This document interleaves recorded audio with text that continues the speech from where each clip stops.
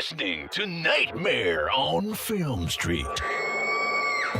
The current time is 6:66. Traffic is clear ahead from here to the afterlife, but it's hell outside. For the next hour, you're on Nightmare time. So, let's give a grave welcome to our hosts, John and Kim. Hello again, fiends, and welcome to Nightmare on Film Street. Welcome to Nightmare Alley, the spooky little side street podcast in the regular Nightmare on Film Street feed. I'm John. I'm Kim. And we're on the road right now. We, George. are in an RV with dogs. They're tearing the place apart. They're being so polite. They're snoring in the background. They're chewing on bones. They're driving us. They're farting. They're driving us nuts. Ow. And that's how I'm getting bit right now. And that's how we're celebrating the Halloween season. We're on the road right now to go to a wedding, but we just wanted to jump in here real quick to let you know that we are talking with Joseph and Vanessa Winter this week about their new movie Deadstream. It's coming to Shudder next week, and we think you're gonna love it. Yeah, Deadstream is a super fun found footage style horror movie. So you know we liked it.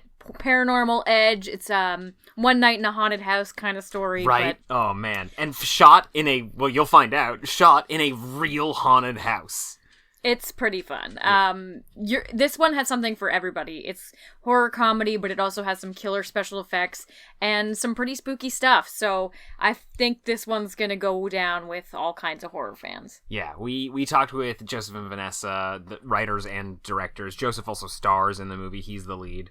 He plays like a disgraced Twitch streamer who's spending a night in a haunted house to sort of gain back his audience. We talked with them back at South by Southwest for the world premiere of their movie, and we've been sitting on this interview since then. We just we saw it and we were like, oh, this is amazing. This movie's incredible. We don't even know at the time. We had no idea when the movie was going to come out. We're like, we need to talk to you right now so we can bank this interview for later because this movie is so much goddamn fun, guys. Yeah, it's actually been a while since we've seen it, so we're definitely going to be watching it when it premieres. I'm really excited to watch it again. Yeah, it hits Shudder next week, October 6th specifically. But either way, we're going to toss you over to the trailer right now, and then we'll be back with Joseph and Vanessa Winter. This is Sean Ruddy coming to you live from Death Manor. For 7 years now, you have watched me face my fears for your entertainment. There is one fear that I haven't yet faced. I will be spending one night alone in a haunted house. Don't forget to smash that like button, smash that subscribe button, and follow me on Livid. This is the most haunted house in the United States. Death Manor was built in 1880. Mildred lived here for 8 years in this house. She hung herself at the end of this hall. Tonight we're going to be monitoring 3 rooms, all of which have actual documented paranormal activity. I hope you all appreciate the public service I'm doing by being here. Are you still with what's her name? No, shh, we're here. Oh, come on, that doesn't even look real. I'm not falling for this Photoshop hack job.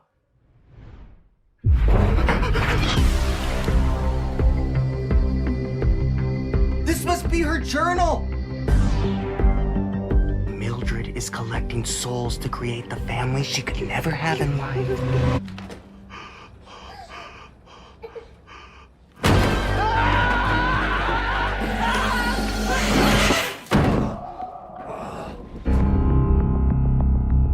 She sold her soul to the devil. I understand why you do what you do.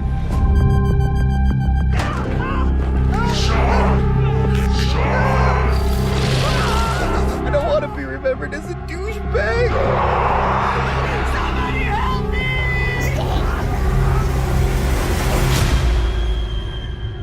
Sean, I want you to meet someone.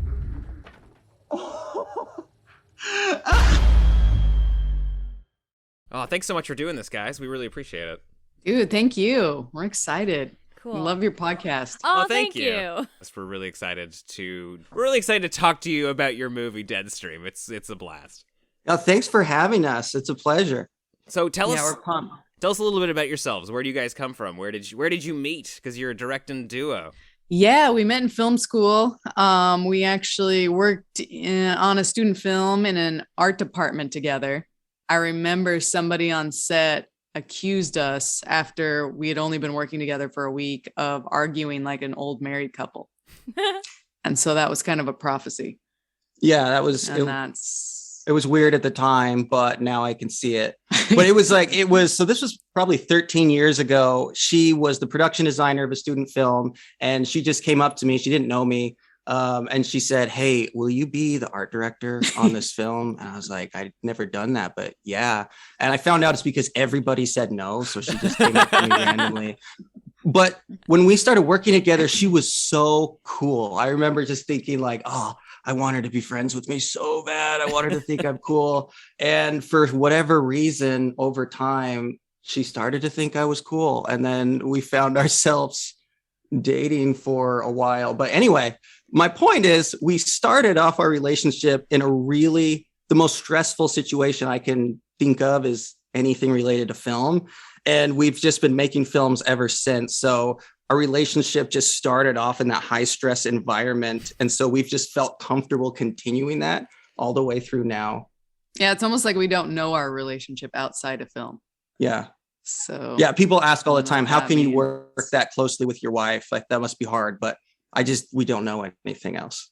That's so cool. We're kind of the same way. We're also married. I think it's great because if you just decide that you want to work like 24 hours a day and the other person also wants to, then like no one ends up fighting about it. Yeah.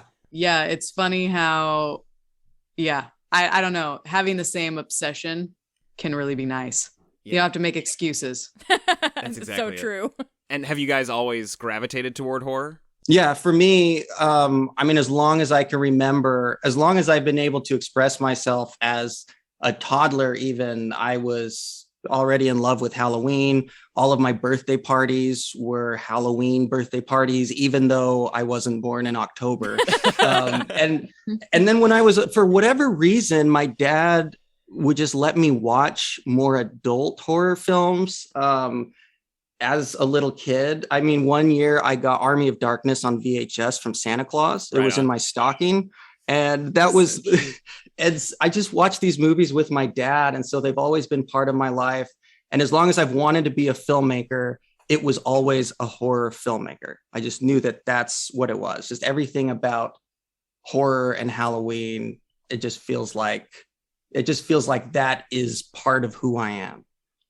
Yeah, it really feels like Halloween's the jumping off point for most people. Like people ask me all the time, like, what's the first horror movie you saw that you liked? And I have no idea, but like I do vividly remember being obsessed with Halloween every year. Yeah, same for me. Loved Halloween. Always had to be something really scary. I think from like 3 or 4, I always told my mom, whatever I am, it has to be scary. I think my first memory is probably the Beetlejuice cartoon. Did you guys watch that growing up? That's so good. Yeah. I think that was my first introduction to the bizarre. Like otherwise I don't have a definitive memory of like the first horror movie, you know? Yeah, I love that Beetlejuice cartoon. It's hard to come by. I keep looking around for it. I'm sure I could pay $80 for like a DVD of it, but I just don't want to. That's what we had to do eventually. I'm sure we're going to pull the trigger one day. I'm just waiting. So tell us, like, how do you guys, it's probably a little simpler on something like Deadstream where, one of you is on the screen most of the time, but how do you, like, in the previous shorts that you made and anything at film school, like, how do you guys divide tasks and roles on set? I think a lot of it is project dependent. So we try to do a lot of preparation so that we're on the same page. We try to get out most of our arguing in private, but then some of it obviously spills over onto set. But I think it comes down, with low budget filmmaking, it comes down to necessity.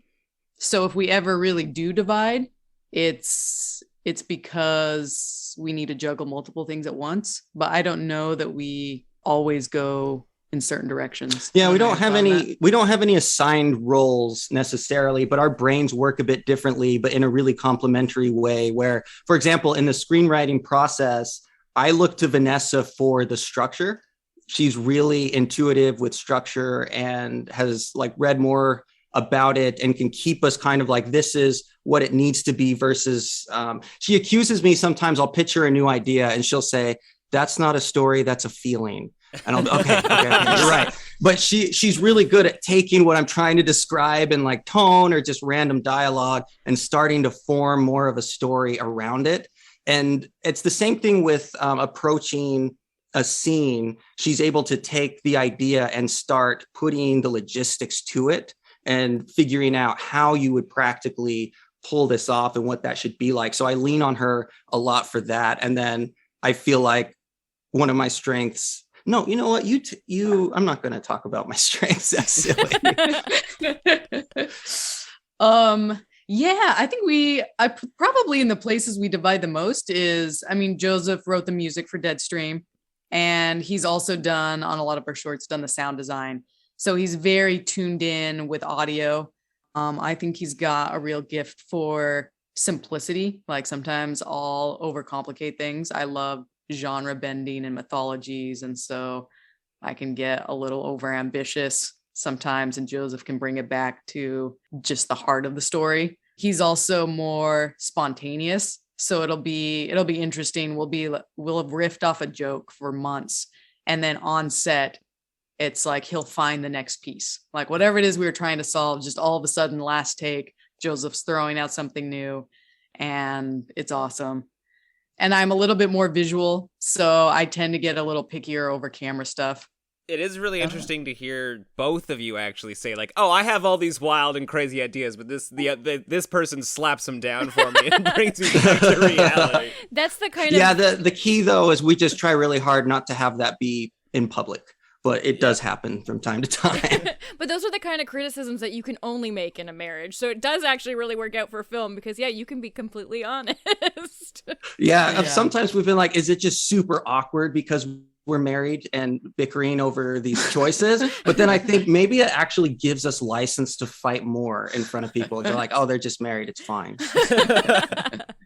You guys were talking about how like methodical you are with your planning, and with Deadstream, it has to look completely opposite. Like it has to look so fluid and candid and in the moment. How did you guys navigate that? Because you have like a multi-camera setup, you have so much going on, and it looks like it's happening live. Yeah, it was so difficult. we learned really quickly whatever time we thought we'd be saving with the found footage idea and the long monologues ended up just being so much work to get them right. Any of the long shots with just a lot of talking or a lot of POVs around the house, all of that stuff, we ended up just carefully planning, and we refilmed a lot of talking just to make it faster. And poor Joseph, it was something that like, I mean, it was planned down to like where he was going to say something at every like spot in the room. Wow. So not only was he memorizing all of that stuff, but he was like hitting all of these marks and operating the camera with his head. So yeah, we tried we tried really hard to make it seem effortless or spontaneous. But it was the opposite. So I actually have the position that making a movie like this was harder than if we had just made properly filmed movie, because we could shoot around things if that were the case. But in our case, we couldn't, and everything had to cut from one thing to the other and spatially in the exact same place. And the technology using action cams, they're just not made for that. Like for making a feature, they would cut all the time, just in the middle of a take. There wasn't feed, the playback hardly ever worked. And that was making it so that we just had to do things over and over and over again that we wouldn't have had to do if it was just a properly made movie. And I think the key, though, to pulling it off was that we took so much time rehearsing while the house was being set. We would go in there during the day and just walk through it. And we actually filmed almost the entire movie and edited it before we actually got to set for the first time to shoot it for real. We called it Daystream. And it was all during the day, and it was so bad. Like we realized that him walking through the house talking to the camera is not inherently interesting. So we really had to rewrite until we got it to where it felt like, okay, this kind of sounds like he's really engaging with people.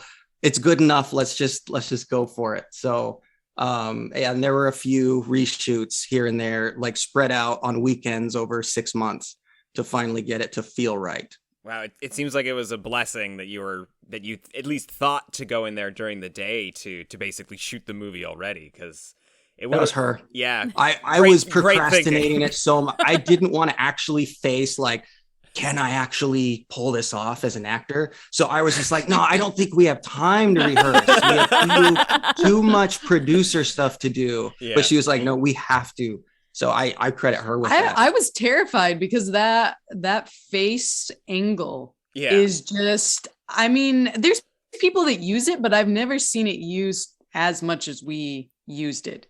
And so I was just I was terrified about cutting it together with the action and just making sure it would be exciting. So yeah, I was very abrasive with Joseph and the DP about forcing everybody to go through these really intense blocking days. But I needed it as a director, so I could just even see this movie, like feel the pacing when you're like just cutting from a super close, low angle of somebody's face to just like their POV. And you guys were talking about the monologuing at the beginning, and that seems to be the biggest criticism for people who don't like found footage. That's not us, but we love a good found footage monologue. Like the beginning is rather slow, and it has to build, and you have to create the lore. And you guys do something so smart in that while you're telling the story, you're cutting to so many different multimedia things. Like you have clips of previous ghost hunters and auditory stuff, and it makes it so engaging. Dude, thank you. Yeah. I think that just came from us legitimately trying to get in that headspace. If we were doing a live stream, how would we want to tell ghost stories? And we love telling ghost stories. It's a big pastime. We've organized little get-togethers with our friends where we make up ghost stories, and we're very cheesy and like that. So this idea of like, oh, if we were going to take somebody through this old house and spin some tales, how would we do it? Yeah, that's also, and a lot of this was like trying to make listening to some guy talk nonstop as interesting as possible. And so the idea of him playing a score while he's walking through the house, like anything to cheat and make it more like a traditional movie, but have it make sense in our universe. It was like anything like that we wanted to put in there to help it along, because there was a lot of ground to cover between when he starts and when the first ghost thing actually happens. So we just needed to fill it with cutaways or music as much as we possibly could get away with. Oh, that score. Genius. Oh my God. Like thank you. Found footage brilliance. No one, I haven't seen a single found footage movie ever that has justified using a score. And you see it and you're like, so they found this and then they scored it? Yeah, like here's so that. Yeah, so no, go ahead. That's actually the fact, but honestly, thank you. That means a lot to me, because writing a score for a film was on my bucket list my whole life. But I also knew realistically that's never going to happen. There's not going to be a proper movie made where I'm the guy to go to write the score, because that's not my main focus. But with this, there was this opportunity because it's Sean that wrote it. So if the music isn't great, that's not me. That's the character that made it. So it was perfect. So I got to check that off my bucket list, and I'm so happy about that. And it works so well for his character too, because he's so smarmy that like when he turns it on in those moments where it's like really inappropriate, you're just like, this is amazing. It was also funny justifying it to the sound design team. We had our sound designers are really talented guys, but Joseph always had this vision of the music starting out sounding kind of crappy, just very realistic, like it's coming from a tape player, but then for it to just get more and more cinematic as it goes. And I remember seeing on the sound mixers' faces, like this kind of look like, okay, but like we're probably not going to do that. They really wanted it to have fidelity. But Joseph, your vision won. Yeah, I mean, I don't know if it worked, but it won, as in that's what's in the movie. No, it's all of those little ideas that you guys fought for that like make it unique. It's a great move, and so the thing about found footage that I love is that every single found footage movie it's kind of like it has to like justify why it has the cameras rolling, and that kind of comes in your monologue. But it's almost like every single found footage movie has a responsibility to one-up the genre. Like, you have to contribute something to it. So even if it's just, this is the movie that introduced the most, ingenious score, like, you've done it. Congratulations. Thank you. But I mean, obviously Deadstream has so much more to offer, and including way more monsters than we'd ever expected there would be. Like, I was expecting this to be like a real sort of like restricted Blair Witch Project style thing where you see stuff poking around the corners, but you guys are like putting your monsters right in front of the camera. That had to be also super stressful, I assume. Yeah, that ended up being really stressful. But there early on, so when we first had the idea was just me in a haunted house. This was a do-it-yourself project. We could literally go out by ourselves and shoot this movie where it's a camera pointed at my face, live stream in a haunted house. It never cuts. You hear ghosts around him, but you never actually see it. And it's all one take. And Vanessa was like, that's a bad idea. That's not a good movie. I was like, okay, you're right. I'm sorry. And then she brought it up days later and was like, what if we introduce more cameras and made it more like justify a more cinematic experience? And then all of a sudden there was an exploding head. I don't remember where that came from, but there was just an exploding head. And then instantly we're like, that is the movie we want to see. Now we have a movie. Yeah, now we have a movie. Yeah. I really do think it was the exploding head where I was like, oh, I think that was like from the beginning, just got really exciting. I think the idea of trying to do something, having just creatures that you show a lot in a found footage movie, and also just on these weird angles where they're just really up in the actor's face. It seemed like a fun challenge. And I mean, luckily for us, our makeup artist and creature effects guy were just amazing and up for the challenge. But it was a really big challenge because the headlight, I mean, it's just such brutal lighting to light your creatures with a headlamp and have them really close. And so I think at some point we made a decision to just really embrace their personality and the edges and just kind of hoped. I mean, that was something that we just kept trying to earn in the script phase, is that the audience would just kind of welcome these wacky creatures into the movie and not just reject them because we were doing a live stream, something that was too naturalistic for that world. So yeah, I'm glad it's working for some people. Yeah. And that was a really fun process for me. And we knew we were taking huge swings with very little resources. And so we just wanted to have the tone justify being able to see the seams sometimes. We thought, let's do whatever it takes to get cool creatures. But even if our budget would make it so that you can tell that they're not necessarily real sometimes, it would be a fun enough experience that you wouldn't care. You would just think it was cool that they were there.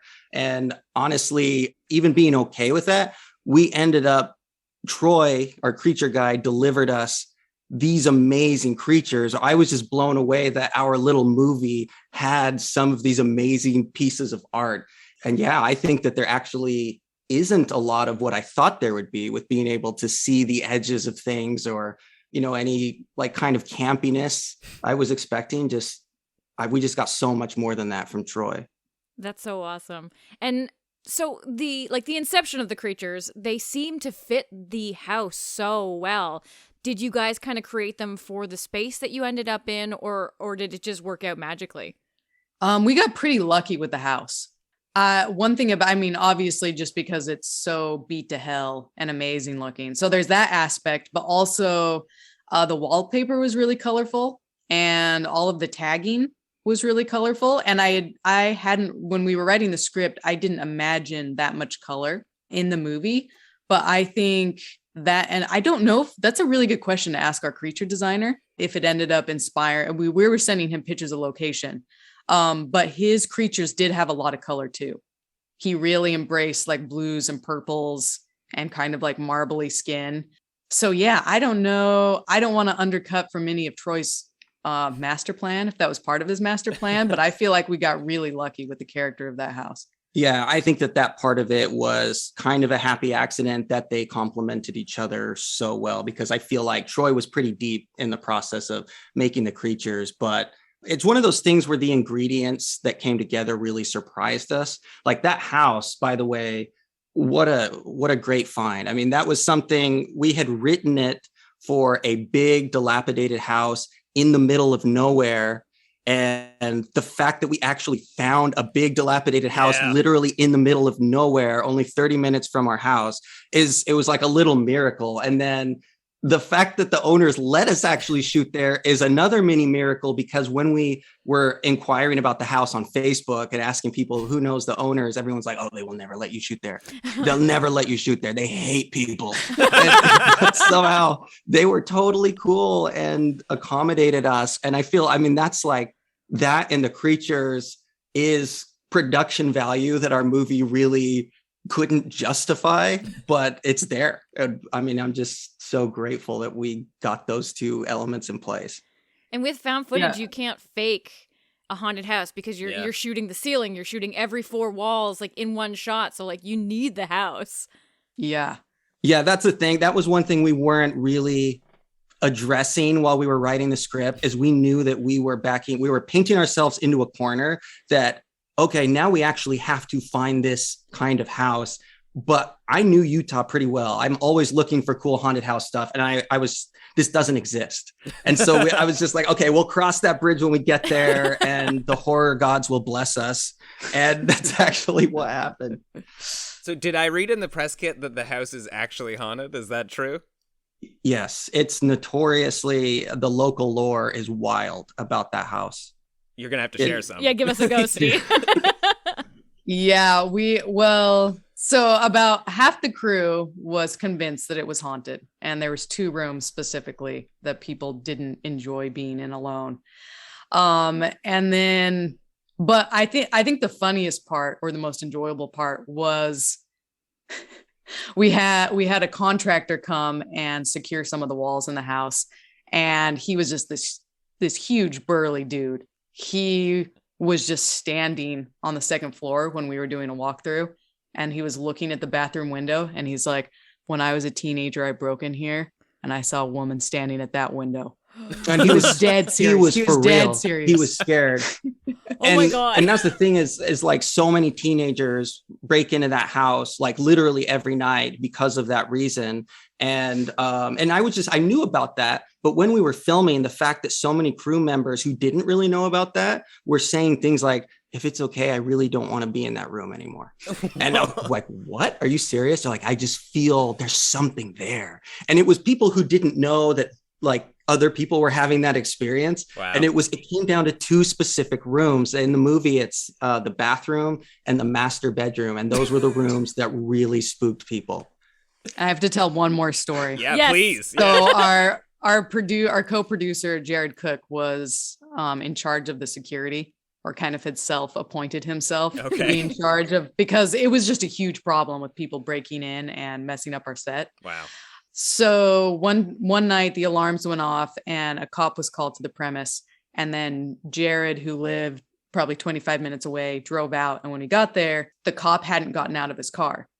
And so he was like, what? He went and talked to the cop, and the cop was like, to be honest, I was too scared to go in until somebody else got here. And it wasn't because of the vandals. It was because of the ghosts. Yeah, no, because he grew up in the area and he knew the house was haunted. So he was just sitting in his car until Jared got there. Wow. Wow. Well, it sounds like if you want to keep, anybody other than teenagers out, you just have to pretend your house is haunted. which sucks. That's the one demographic you want to keep at. So people were breaking into the set like overnight while you were shooting. Yeah. That's crazy. No, it was literally every night. We had this, Jared had set this thing up where he could manually trigger sirens or lights. Smart. And that was usually all he had to do. But some nights that wasn't enough. And they would just break through the windows and start trashing the set. And he'd have to race over there with the cops trying to keep the whole thing from getting ruined. But yeah, that was a really, really big challenge. Also, in order to have security there, so the house is off the grid. It's been abandoned since 1944, I think. So when we called to get the power turned on there wasn't anything there. They were like, there's no record of this. Is out in the middle of nowhere. It's literally a pioneer house There, it's not on the grid. So we had to figure out how to get power there. And not only that, Jared had to figure out how to get Wi-Fi there. So like that was wild trying to do all that stuff. And Jared gets huge props for doing that. And also he had all the camera tech on his shoulders. He had like Jared was also the DP. Yeah. So yeah, he's a genius. I gotta assume you're also not leaving. That's gotta suck. You're not leaving any equipment in there overnight, were you? No. So he took that home every single night, and it was a lot of stuff. I bet. I'm really glad you brought him up though, because I wanted to ask about the cooks, because their names, like there's like, I don't know, 100 cooks in the credits of this movie. Tell us about the cooks. Well, Jared is someone that we also met at school, and until this movie, he had zero interest in horror. He gets scared easily watching horror movies, but he really liked the script. So he jumped on board and for whatever reason, convinced all of his family and extended family. I mean, there's names in there that's still his family that's not Cook. He convinced everybody that they should jump in somehow and support this little horror movie. And no one in his family or extended family likes or appreciates horror in any way. But we just got so lucky that this family was just so supportive of this movie. Didn't they? They catered it They're too, awesome. right? Oh yeah. Yeah, his wife and mother-in-law were making our meals for the first 7 days of production. That homemade lasagna really hit on the fourth day. Yeah, the cooks are awesome. Yeah, everybody deserves to have some cooks on their movie. Literal cooks.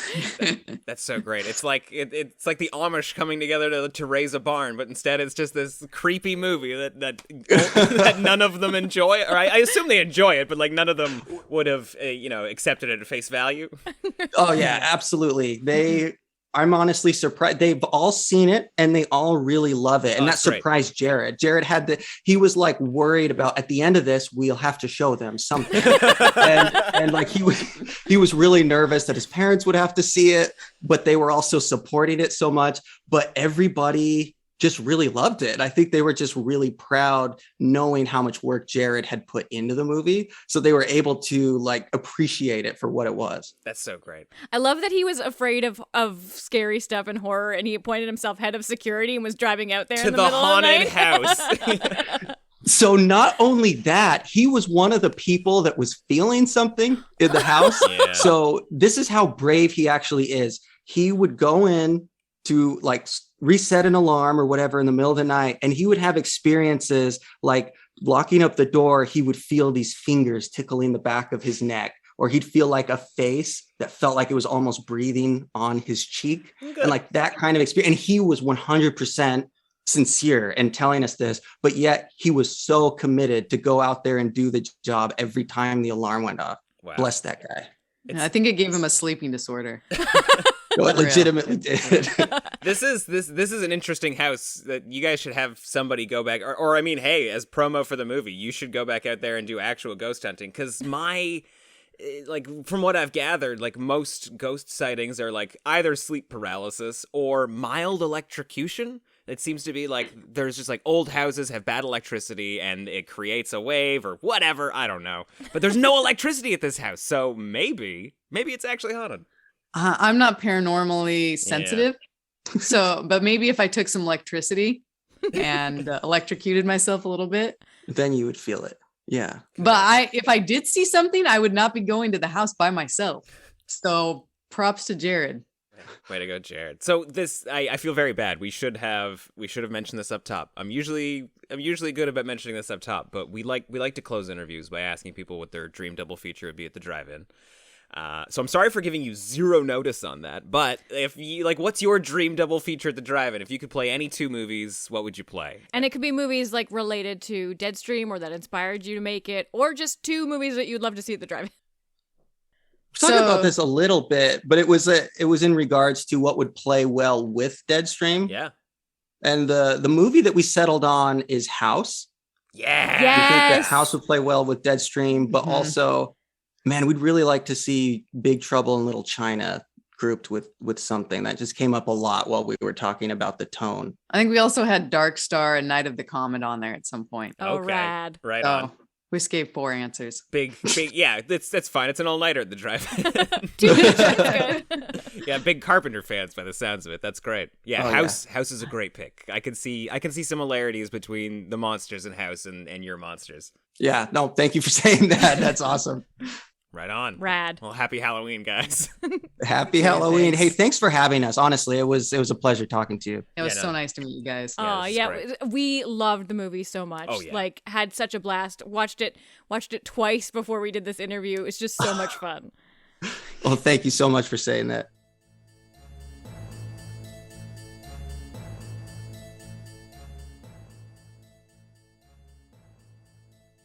Thank you so much to Joseph and Vanessa for chatting with us here for the Nightmare on Film Street podcast. Check out Deadstream when it lands on Shudder on October 6th, and let us know your thoughts on the film over on our Discord server at nofspodcast.com/discord, or anywhere you want to on social media. We're at Nightmare on Film Street on Instagram, at NOFS Podcast on Twitter, wherever you happen to be. We hope you're watching plenty of spooky movies this season. Don't forget about our 31-day horror challenge, which you can follow along on social media. You can find graphics and info. You can enter the giveaway for the Spooky Book Nook to help keep that Halloween spirit alive. 365. We've got a really cool prize pack that we think you're gonna love, and you can enter over at nofspodcast.com/horror challenge.